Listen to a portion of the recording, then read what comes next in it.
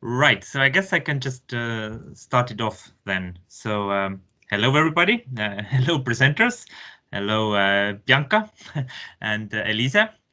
So this session is about future of sustainable mobilities in post-COVID. I mean, it's an ongoing COVID situation, but we imagine of what is, what could be the situation potentially after COVID has passed. But I guess we are thinking also at what is the situation during the COVID period, how it affects mobility usage patterns, feelings, experiences. So it's this kind of different aspects relating to transport and COVID. And so I am a professor in urban studies at Tallinn University, and I'm chairing the session, and I'm also part of one of the presentations. So we have three interesting talks and presentations. We have first is Donatas Burneika and Ruta Ubaraviciene, and they're talking about rural-urban transformations in Vilnius metropolitan area. Now, as far as I understand, you are not just focusing on COVID, but I guess, and not so much on transport necessarily, but I understand that there are different links in terms of when we talk about relations to transport in urban regions as well. So I will introduce the other speakers, I guess, or talks when we get there. So the floor is yours. You can share your slides as well. Okay. So I just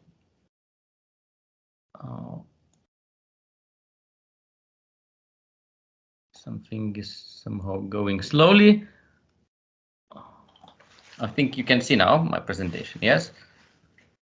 Yes, we can. Okay, fine. First of all, many thanks for organizers for inviting us and for letting us be the first and the least in that sense that we are the least connected to the topic of the session, I think. But anyway, because we're speaking about suburbanization, it's always about transport anyway. So in links and mobility as well. I and Ruta are from Lithuanian Center for Social Sciences and Department of Regional and Urban Studies, I will shortly present this empirical study, which is firstly. I will present some things about general changes, overall changes in Lithuania, what concerns urban-rural development or redevelopment, and then we will focus on suburbanization, namely in Vilnius metropolitan area. We combine statistical data, cartographic tools, and as well as of course some visual material, and you will see all that in the next couple of minutes. Let me start from the general situation in Lithuania, which is probably the most stable country in Europe statistically counting. The number or share of urban population didn't change a bit actually during last 25 years. We statistically have 67% of urban population in the country, but this is of course only statistics, and the stability is very much related to the suburbanization processes which are taking place namely mostly in rural areas, formerly rural areas, and suburban development, which is common not of course only for Lithuania, is making a lot of mess actually, both in statistics but also in real life. We cannot believe the statistical data, especially when they are comprising municipalities. Some municipalities, namely, for example, Klaipėda, which didn't have suburbs inside the municipality, looks much worse than others which have suburban areas. So there's a lot of problems related to this process, but I won't see it as a problem itself. suburban development. Some politics, some researchers also see that it is a problem, but I don't share this attitude. But anyway, it really makes some problems at one way or another.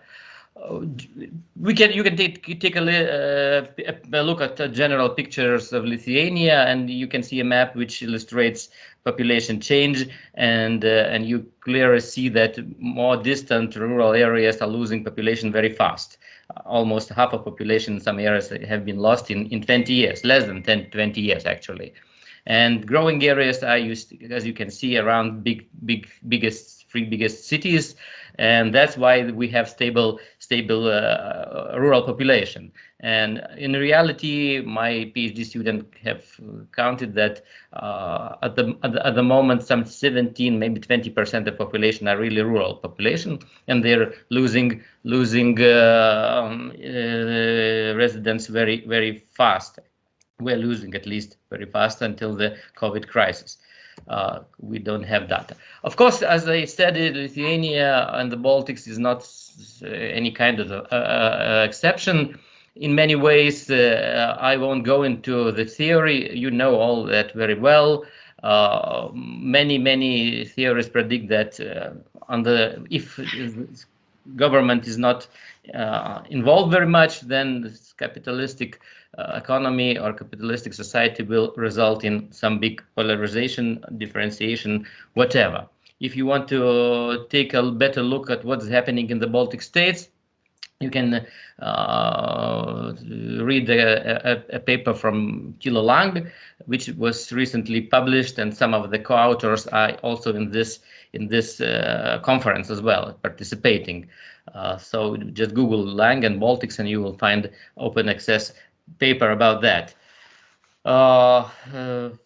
And in all countries, we can see the big growth of metropolitan areas, which mostly is expressed by the sprawl of metropolitan cities, capital cities, but some countries have more monocentric development.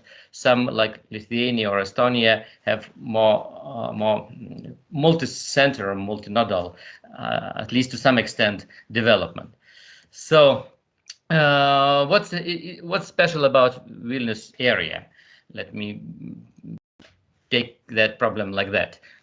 Everywhere is the same. What's interesting here? What's interesting in our case? First of all, we may say that it's an exception that the geographical location position of Vilnius, Vilnius city. It is located, the biggest city, the fastest growing city, is located in a traditionally least developed area, economically developed area, with a very mixed social, demographical, ethnical, and political structure, actually. And of course, Vilnius was playing a huge role of growth pole, and areas surrounding city started to grow, but this only recent things, a decade or so, like that. So it's economically it's growing, but it remains quite differentiated in all other aspects. And regulation and planning of such area of suburban, for example, sprawl, is quite complicated, but because different municipalities are fighting well, to some extent, for a better taxpayers or voters, and its result is quite simple, that planning is in many ways absent at all. So of suburban development, I mean, and many of those areas are well developing like most well driven. Most driver is people's wish to have a house, and I would say that this social agency or people preference dominate over limitations in many places. So pushing of suburbs, let's say spread of suburb, is taking place in most cases where people find possibilities to overcome limitations, I would say, like that.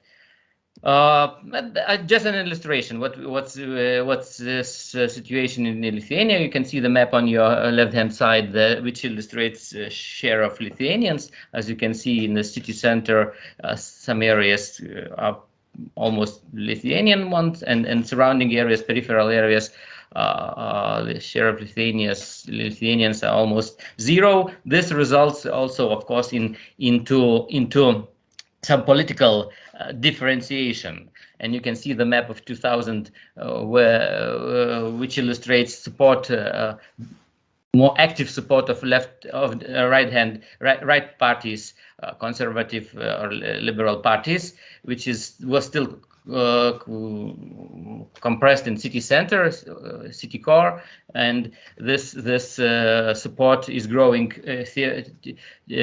spatially, and as a result, you can see that the support for Polish party in Vilnius district municipality decreased from 74 to still 55%. And we can predict that in the near future, the Polish party won't get a majority of votes. And of course, somebody don't like that, and that's why the planning of suburban areas is very much related to kind of not letting suburbs to grow, or not letting at least to register there. For example, kindergartens are not built up. So people have to go to city or kindergartens and register as a city residents. So formally, they are do not live in suburbs in many cases, or they live as farmers, for example, because farmers can build a house and so overcome limitations of planning. So it's a situation like that. Then we have tried to find out where these processes are taking place, and Ruta was responsible mainly for this geocoding based mapping, and as you can see, pay no attention to the first picture, probably it's not complete, but right after the last crisis, real estate crisis, which hit mostly urban areas, you can see that also it hit development of suburbs and development of urban residential housing market, because there were still many projects unfinished, and then only in 2012 the construction of individual houses started to gain pace, and it was increasing in the close to city center, close to city borders area, went outside of city border areas, but development of more peripheral areas was decreasing actually. So distant peri-urban areas, the development of houses there was decreasing. It's another map which let us see main trends maybe more clear, aggregate data, and also we can see that the spread of suburban development is going outside the city more and more. But of course, now I can just show you some few examples of what's going on in rural-urban transformation, which is generally not taking new developments are not taking place very often instead of old. They are taking place near old developments, and even very old rural areas in city center can be found in Vilnius. For example, you can see some urban rural style houses with greenhouses, for example, sometimes even with hens, for example, and some vegetable growing and whatever, right in the middle of the city. These pictures were taken in Žirmūnai, mostly in Žirmūnai Soviet housing district, which was planned even Soviet housing as a whole. But it's the most distant area is maybe 1.5 kilometers from the city center, or from Cathedral Square, namely. So this lifestyle, rural lifestyle, to some extent, of course, exists for more than 100 years nowadays. And also similar situation outside the city. Very rarely new developments are taking place instead of old ones in Vilnius surroundings. Most of new houses appear near older houses. So basically, two communities live together, close, or at least close one to each other. And of course, maybe that's not the best examples, but another issues like Vilnius also was surrounded by agricultural settlements during Soviet time, and new houses appear near old Soviet, so say. This multi-flat house, rural house, or as we say, eight flat houses usually, and they stay together, close to each other, with a very different social structure inside them. Okay, so different people living inside. City was spreading, but very rarely you would find this multi-dwelling investment projects actually, because they need planning support one way or another. Most of houses have been built by private initiative of very different style. You won't find, as a rule, you won't find two similar houses in areas, especially built before last crisis. The most typical, of course, I think the situation quite similar also in Estonia or Latvia. Most typical, one of the most typical suburban areas is rebuild or a transformation of previous collective garden or dacha areas, where also still all the new houses are side by side. And another example of what's going on, very typical new suburb, of course, which was built in 90s. In 90s, houses quite close to the city center, but the houses are kind of castle type houses, many hundreds of square meters inside, and newer ones also, as you can see, made not like private investments, but like some company investment, are much smaller and much more spacey, and quite similar pictures which illustrates variety of housing. And the most distant space lovers, which are located some 20 kilometers from 15-20 kilometers from city border, people building houses in the middle of nowhere almost, but these are urban dwellers. They're not involved in any way in agriculture, but you can find, of course, a lot of those houses which are also, of course, you can imagine, have no communication links with the city, whatever. And I have to say a few words about pandemic and its consequences, because the session is like this. You can imagine that this presentation was prepared at the beginning of this year, and that we used data only of 2019, so we didn't have any possibility to monitor COVID influence, but we can just, of course, contemplate that main factors which could influence suburban development are quite similar. Economic lockdown, which also was related or went alongside with growing savings and growing salaries. Of course, distant jobs, then and probably forever. Many of us will be more distant workers than before we've been before. And of course, movement restrictions, at least in Lithuania, the municipality were closed for a few months. You was not able to leave municipality unless you have a real estate in other one. Of course, this urged some people to buy a real estate outside their municipality. And as a consequences, we can see, of course, that investment in commercial real estate was not as favorable, and residential one was booming. Less important, of course, locational factors. So I would say that more space dominates of a better location in relation to the city center. People were choosing places with more space, where they have more space, less crowded places, because location is not so important as it was. and because you have to go to work only sometimes. Second rural house boom, I heard today also it was in Estonia as well, and in many other countries probably, yes. And we didn't see any negative effect on suburban development, on the contrary.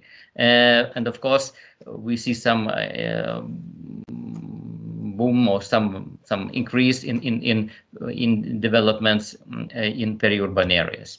You can see the consequence of this crisis. Yeah, I can see that building permission for individual houses was only growing and growing very much, actually. Has never been such a boom, actually. So this crisis, not like previous one,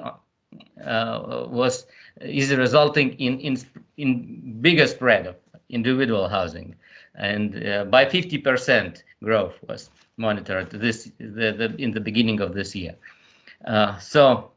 Of course, mobility will grow also.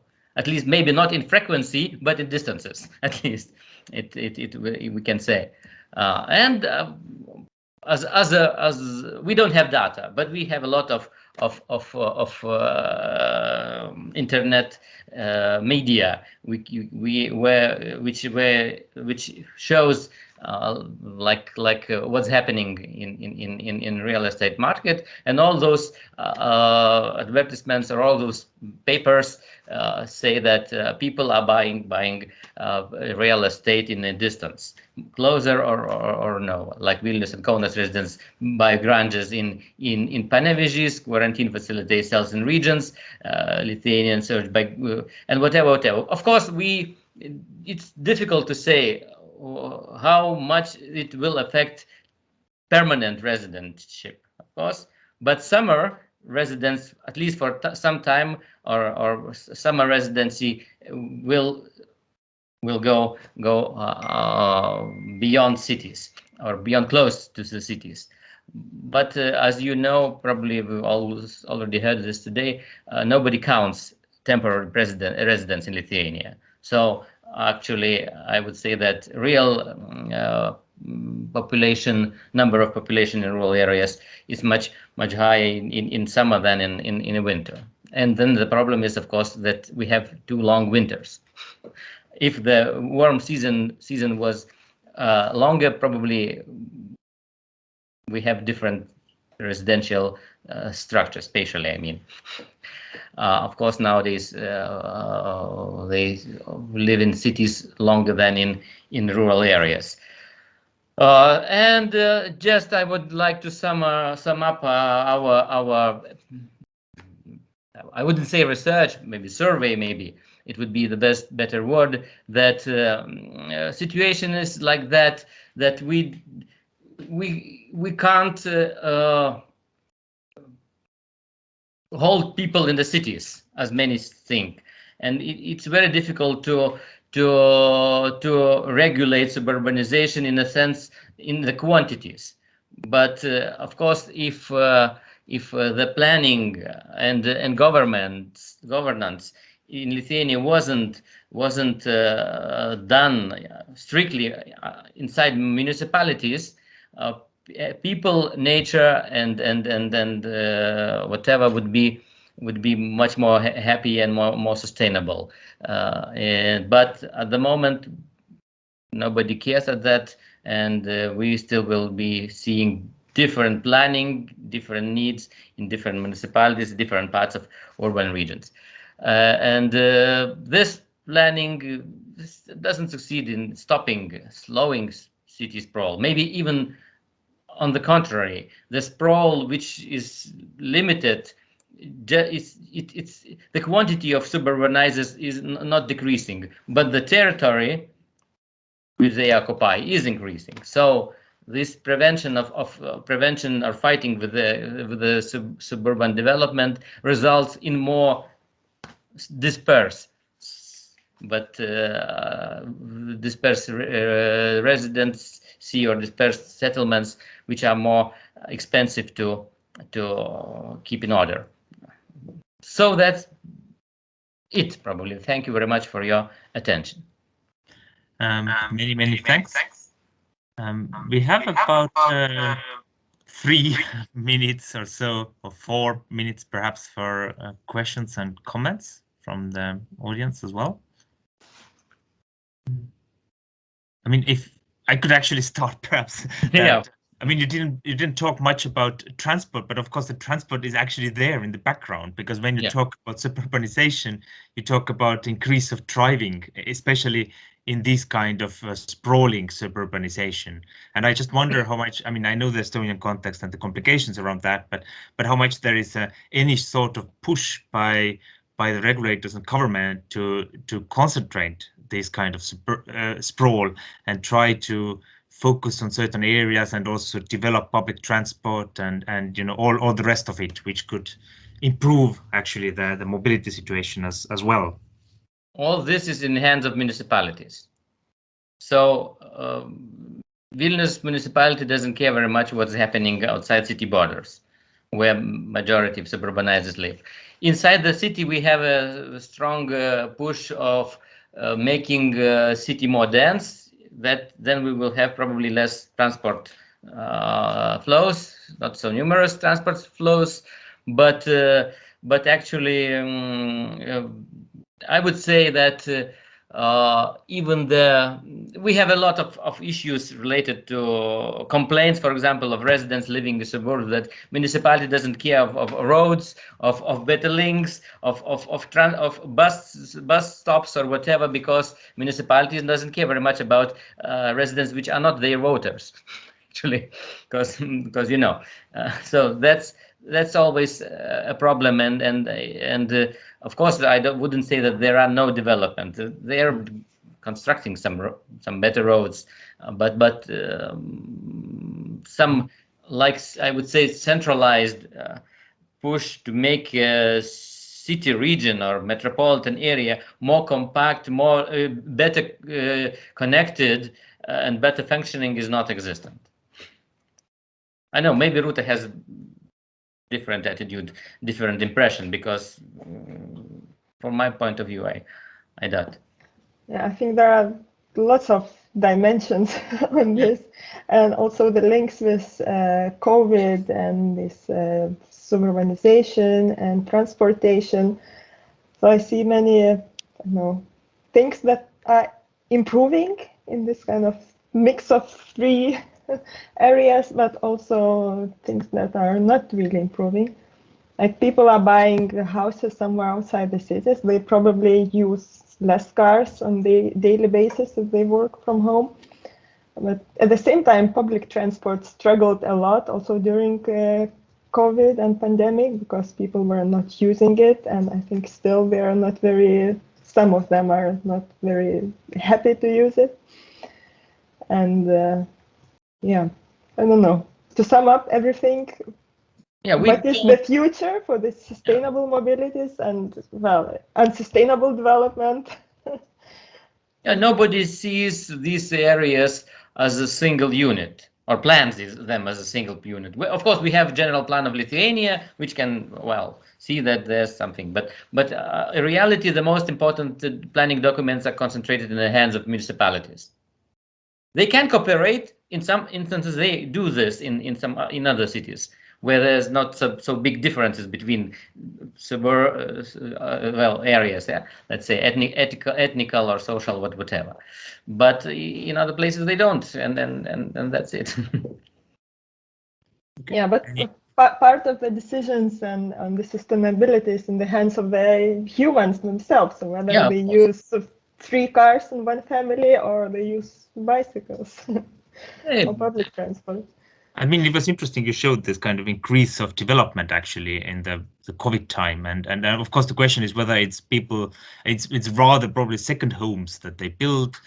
So it's hard to tell, what happens in terms of driving necessarily as well. I mean, probably it actually increases still. The driving in general, car driving is probably still in the increase. I would say so. Yes, at least maybe they won't be able to traveling so often because of distant jobs, but when they travel, they will travel more.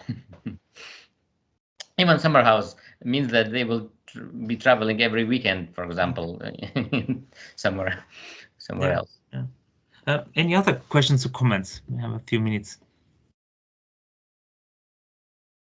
Okay. Let me just. Okay. Okay, we've taken a half an hour, so it's yeah. I think we have roughly half an hour. So okay. Thank you again. Thank you. And I will relocate myself and will join soon. Okay. in a couple of minutes. All right. Okay. So if that. Hide the sun because it's not friendly for my camera. Okay. So if there are no more questions, then we can actually. So thank you again, and we are looking forward for any further analysis you get out of that. I think it's a very interesting project you have. So please keep it going. So now we go to the very final talk, which is by Louise Trowley and me, and it's about the impact of the COVID-19 pandemic on public transport uses and experiences. So if Louise, you can share the slides, and I will then jump in some spots as well to comment.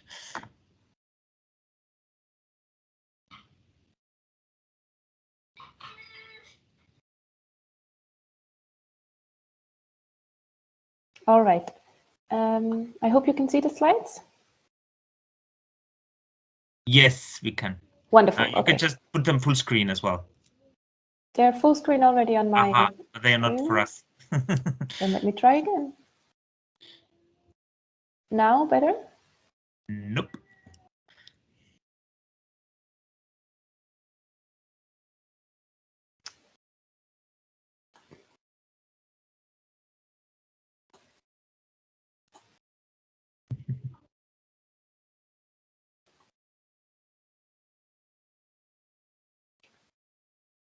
Can you see them full screen now? Perfect now. Wonderful. Okay, well, I'm happy to start off this presentation. I'm Louise. I'm a PhD researcher at Tallinn University and within the PutSpace project. PutSpace standing for Public Transport as Public Space. I'm here to present some of the insights from a study that within the research project PutSpace we've conducted on COVID-19 and public transport. I will guide through this next slides and make some comments on the findings that we had, and Tauri will jump in and eventually also give some feedback on the specific topics then. So from the start of the pandemic, we sat together with the PutSpace team and here we go. And we created a research that we tried to explore mainly the impact that the outbreak of the COVID-19 pandemic had on the travel behavior and experiences of public transport users. At this stage where we are now, we have conducted 2 rounds of the research. Both of the rounds consist of an online survey as well as qualitative interviews. So the first round was conducted in the period between April and August 2020. The second round at the beginning of this year, between February and April 2021. All the whole survey as well as the interviews were conducted in the local languages of the places where we're based. So the PutSpace project team has worked in Sweden with focus on Stockholm, in Estonia with focus on Tallinn, Belgium with a focus on Brussels, and different German cities. In the first round of the survey online, we have received a bit over 2,000 respondents that have filled in the survey. Of these, 1,119 that have filled in the full survey, which was quite a long one to fill in. This respondent rate was a bit reduced in the second round, but we still have received around the same amount of full responses to the survey. After the survey, we have conducted qualitative interviews with passengers who are willing to tell us a bit more about their experiences on public transport or the reasons for abandoning public transport or not using it anymore since the outbreak. These were also conducted locally in the local languages, and the main focus of the overall study was on the qualitative accounts of the personal experiences and the perceived atmospheres on public transport since the outbreak. So the first round of the research was really focused on the distinction between before the outbreak and since the outbreak of the pandemic. And then the second round, we also tried to see a bit over the period of the different waves of the pandemic as well. We have seen in all the cities, and I think this is recorded worldwide as well, a sharp decline in general in the ridership since the outbreak of the pandemic, and relatedly also a decrease in fare revenues on those cities where the operator rely on ticket revenues from the users. Our first round of the survey had really highlighted that the difference of travel behavior were most pronounced along socioeconomic lines. You can see here the graph on the left side. In line with other studies, we have found that the previously regular passengers, who were rather passengers with high income and high education status, they abstained more from using public transport by staying at home or switching to alternative modes of transport, such as car, cycling, or walking. In the second round of the survey, then we tried to look a bit also across the different waves of the pandemic. So we asked the respondents to reflect retrospectively on how they have used public transport or not used it in these different phases of the pandemic. There are some insights that seem really relevant here. On the one hand, the first wave of the pandemic, like the first outbreak, the first few months after the outbreak in the European cities that we looked at, have really recorded the most significant changes with the users, mostly staying away from public transport, but then returning back to using public transport over the summer and keeping the transport users rather stable throughout the next waves as well. The regular public transport users stayed on public transport, so they continued using, which also reflects a certain dependency on public transport, while the ones refraining from public transport were mostly the already occasional or less frequent users. We also see again the same socioeconomic differences, that in contrast to the high income groups, low income groups weren't able to renounce public transport uses from the beginning, but also throughout the waves of the pandemic. Then we've looked specifically also on how these kind of different changes affected the experiences and atmospheres on public transport. Originally, at the beginning of the pandemic, when we talked to the respondents, the kind of new emptiness of the vehicles, of the modes of transport, this was received both on the one hand as calm, but also as eerie, creating a very peculiar atmosphere for those passengers who still continued riding on public transport.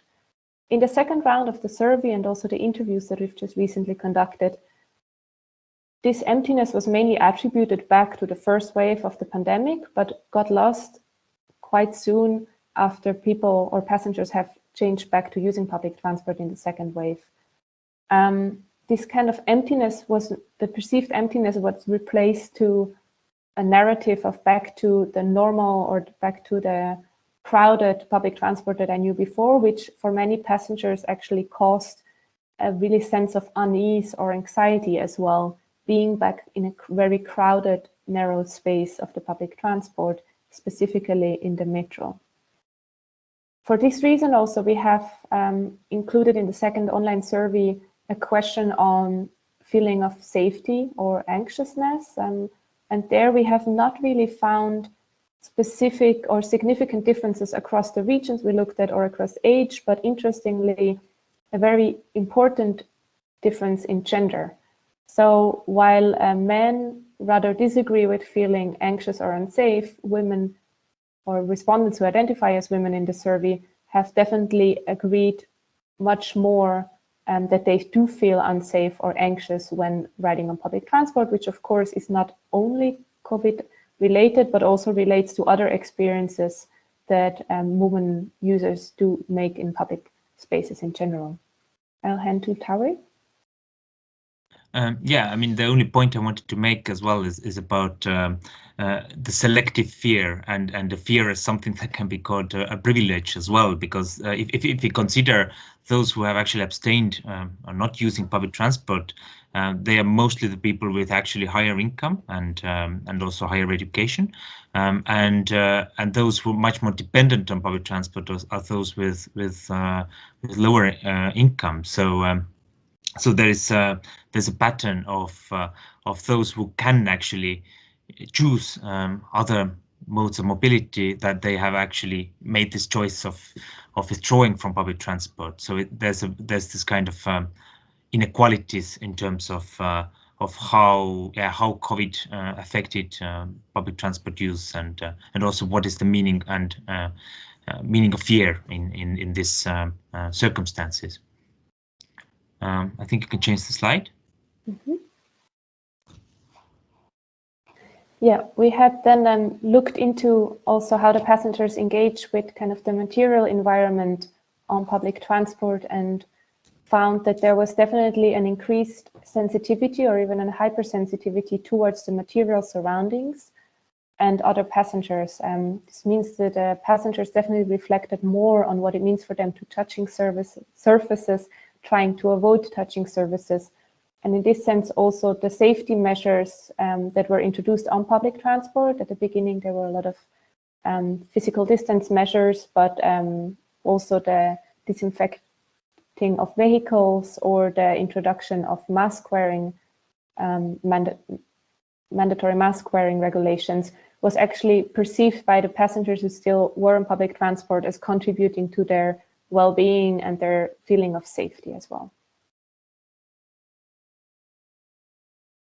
We have also found in kind of the words that were really prevalent in the online survey, but also in the interviews that we've conducted, that there has been a shift from a narrative on distance that was really prevalent in the first wave of the pandemic, that the question of distancing, the questions of distance measure, perceiving distance between the passengers was really relevant, changed a bit. And we can see here on the right side, the word cloud for the first survey about the question how passengers would describe the atmosphere in public transport. Really dominant word is distance here, and the second word cloud is from the second online survey, from all the Estonian written responses to the survey, where we can see a different word in the middle, which is basically the masks.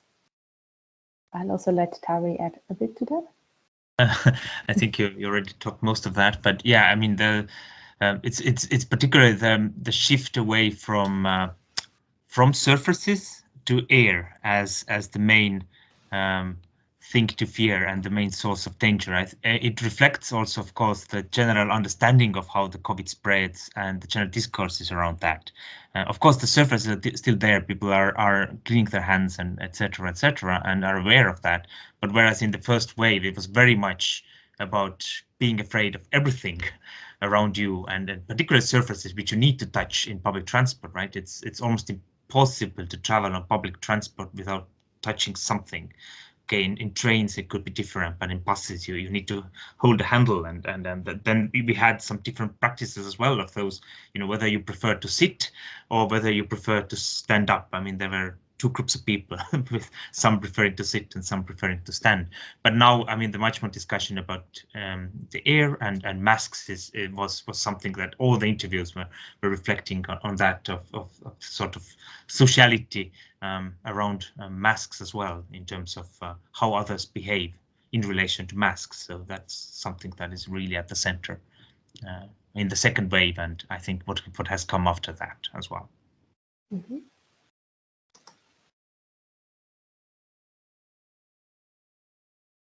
Mm-hmm. Was it something? Yeah. Do you want to continue from here, or do you want me to continue? Sure. Do you want to say something about the changing character of public transport? I mean, we had this point about that the public transport is particularly in terms of nighttime uses and the disappearance of nightlife, and how it has, of course, again, depends on the times. I mean, when we did the survey and most of the interviews, that was a time when nightlife was not so much there, or the bars were closing earlier, and sort of clubs were not open, and etc. So in the interviews, people also refer to, I mean, when we talk about sociality on public transport, then there's this kind of notion that people are calm and quiet, but also that you don't use public transport in the evening times when the atmospheres are different. So there's a bit of change in that sense as well, in terms of what is the public transport for, actually, or what kind of uses it serves. So not at least at that time, not so much of this kind of coming home from a party uses. Yes, and I think this different changing character of public transport also really influences how the passengers perceive the socialities amongst each other. So we could really see from the interviews as well that there are new norms of what is considered to be appropriate behavior that are more based on distancing, on withdrawal. Then these new norms are really about consideration towards others, but also the insecurity about what is appropriate at the moment, how to behave on public transport and what's not. Alongside with this, also the respondents to the survey really highlighted that there's an increased mutual control. This is expressed in glances, in looks towards each other, but also in direct confrontation of people. For example, many cases that mentioned other passengers not wearing the masks or not wearing masks correctly, and that then passengers would intervene, and this would kind of create moments of interaction, of social interaction, sometimes more convivial, sometimes more conflictual along the passengers. This also relates to a topic that was particularly elaborated also in the interviews conducted in the Brussels scenario, where many of the respondents also refer to as a certain intergenerational conflict or consideration. So these renewed or these new interactions between passengers often had the connotation of attributing certain behaviors to the other generation. For example, the young people not wearing the masks, or old people not wearing masks, or feeling that younger people should have more freedom in moving around. All these kind of narratives of the different generational conflicts or considerations were really prevalent in the second round of the survey as well. So when we come to a conclusion, there are several thoughts that we want to share also from the survey, but also from the research that we've done so far on what are the future challenges and opportunities for urban public transport as well. So on the one hand, we could really argue that also the pandemic has really highlighted that public transport is an essential service throughout the crisis and still, and also before, of course, is specifically relevant for those people who cannot choose to abstain from using it, who cannot choose to change to a different mode of transport, but also for those who are really dependent on public transport for traveling to work on hours that are maybe a bit off-peak or on very irregular times as well. Then we have found in our survey that really the question of experiences and atmospheres at the beginning, dominated really by a sense of distance, makes a very big impact on how people behave on public transport, how people interact, but also on how people use public transport on a daily basis. And then lastly, also the pandemic has also introduced a new question on the provision of public transport. We've already heard a bit about it, of course, in the previous presentation, but that we have found also that the transport networks who are reliant on fare revenues from their passengers have been at higher risk also in having to stop or even reduce their services, while those who were actually not so much dependent on the revenues, such as a fare-free public transport system in Tallinn, could actually continue to offer the same services before, which was increasingly important also for the one passengers dependent on public transport.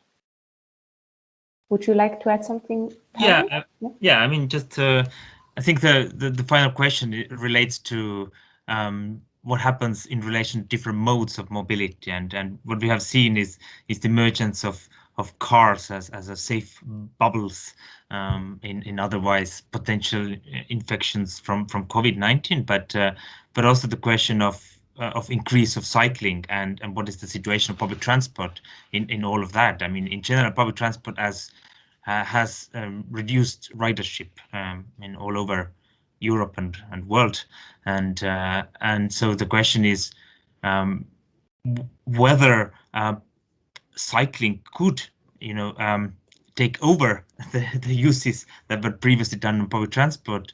Are the people dependent on public transport for what reasons, right? And also a question of what happens with the systems, like especially if the system is dependent on user fares, such systems, if they face the diminishing number of users, will be in trouble, right? So whereas the kind of diminishing number of users might create more space and possibility for distancing and make it more convenient for other users.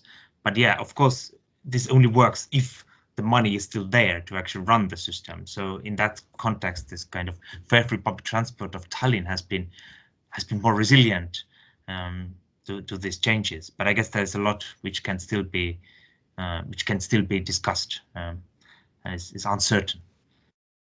Right. So Luis, did you finish? Yes, I will stop Okay. sharing as well. All right. Thank you very much then from me as well. And so I'm shifting again to my chair role, and basically we have about 7 minutes. Maybe if we go a little bit over, maybe it's fine. But yeah, please, questions, comments about this talk, or actually generally about the session. We can open it up now. Yeah, Ruta. I have a question. I guess the survey was done when the vaccination was not widespread yet, right? And then what do you think? What would be the results now? You should speculate, I guess, on that. Which people feel more secure? Those who are vaccinated or those who don't believe in vaccine? I mean, on public transport. Just, yeah, your ideas. What do you think? I mean, I can go ahead. I'm happy if Tauri also wants or has something to add. It's pure speculation, of course, because this is, as you said, definitely was not in our research at all so far.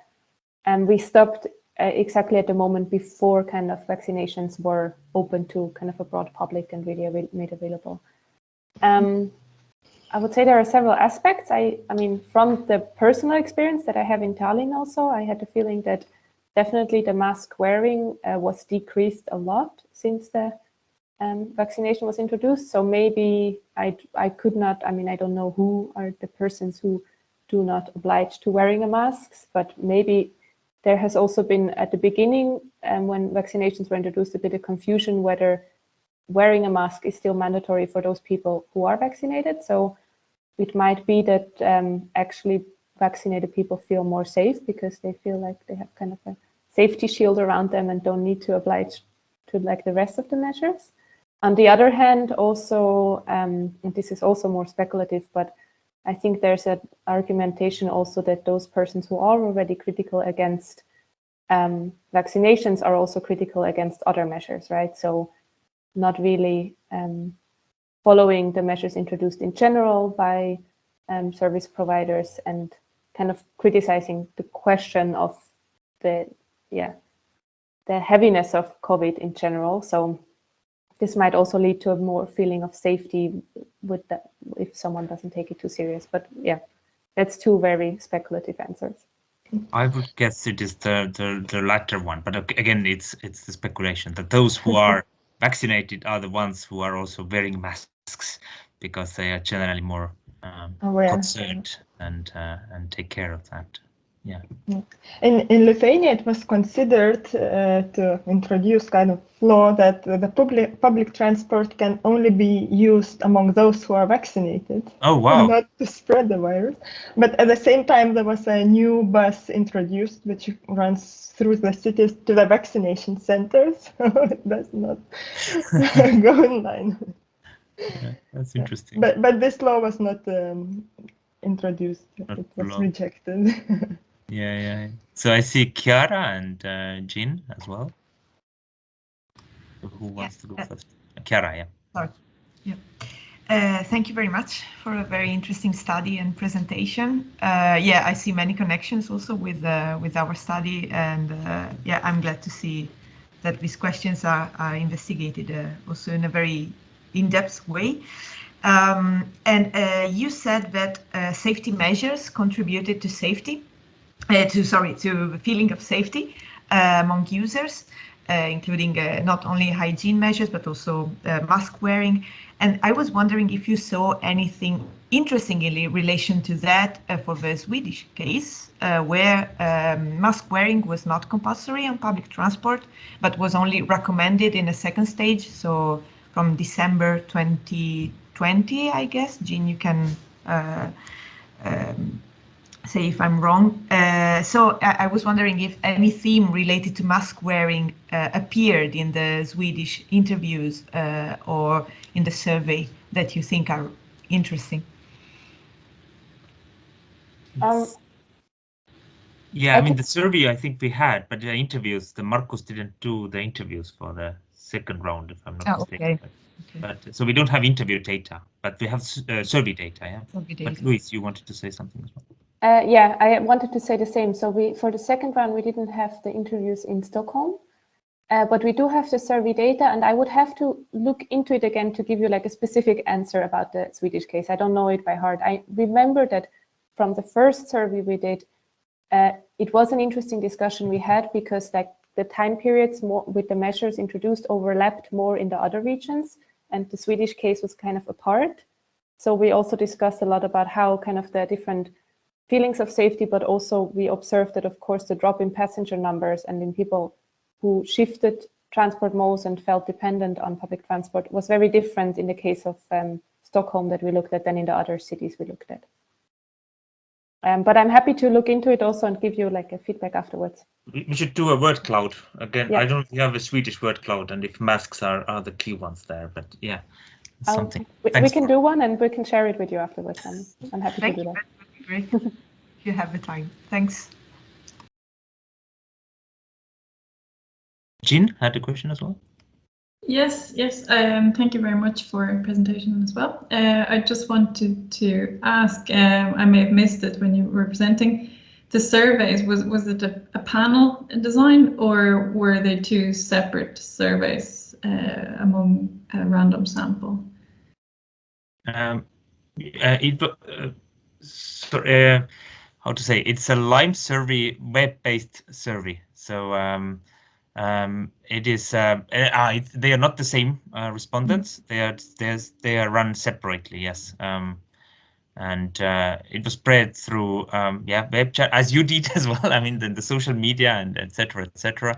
Of course, we know all the bias it has, but yeah, there was still we could measure somewhat. You know, there were different groups, and we could look into the different groups within the survey as well. But we didn't. It wasn't the same group. It was impossible to use the same group. We didn't store any data from that.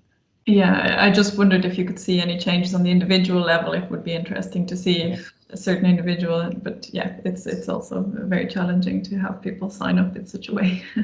Yeah, I mean, that's the tricky thing because you need to keep the data, like, I don't know, email address or something, and maybe it would be easier if you can, from the start, you can basically do more focused survey as well, not just, spread it through Facebook or have some mailing list of people you would email it to, and more manage the selection. Thank you. Yeah, thanks. Any other thoughts, comments, final thoughts, comments? I mean, I think for us, what was interesting there was that actually the difference between countries wasn't so visible eventually. Still, if you analyze the data, we didn't find so huge differences in terms of how people have changed their use of public transport, or in terms of fear, or so the country difference wasn't real. It wasn't so important. So that was, I think, also one interesting aspect. But I guess something also to bear in mind in terms of post-COVID now is also in this, the very different waves that countries are still going through. And I mean, some places maybe fifth wave. I know in Estonia is heading to the third wave. Just now, I think the Nordic countries are maybe going downwards now. So I don't know. It's a very confusing pattern. But also, I mean, the time is up, so I guess I have to conclude it as well. So I can just say that, well, thank you for all the speakers and all the listeners. And I mean, I would be happy if we can keep this conversation actually going, because the post-COVID is not there, and I think it's an ongoing situation, and it needs, I guess, an ongoing reflection. It's not possible to say, okay, when it passes and then we analyze what has gone on. I think it's something that you need to constantly do, and for us as well, perhaps we need to do a third round of the survey. I mean, we already done it, but it's kind of feeling that maybe you need to keep it going because it's something that it's worthwhile to analyze the situation as it comes along. So yeah, so thank you again, and thank you, Tauri. You did a great job. And Elisa, also thank you very much once again for organizing it. Thank you. Thank you. And you can also join other sessions after the lunch break, so you can find all the links to the sessions from the webpage and the program. And I hope to see you there. Thank you for coming. Definitely. Thank you. See you. Thank you. Bye. Thank you. Bye. See you. Bye. See you. Bye-bye.